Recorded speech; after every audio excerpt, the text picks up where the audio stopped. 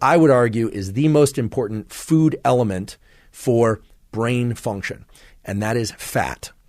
And that might come as a surprise, but unless one considers the water content of the brain, which is very high, a lot of our brain and a lot of the integrity of the nerve cells, the so-called neurons in our brain, and the other types of cells comes from fat. And that's because nerve cells and other cells in the brain have a external layer.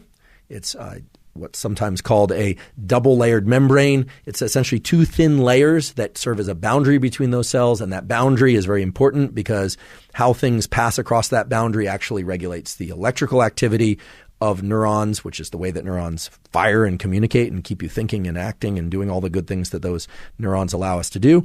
And those membranes are made up of fats, but they're not made up of the fats that are around our belly, around the other organs of our body. They're not made up of storage fat. They are made up of structural fat.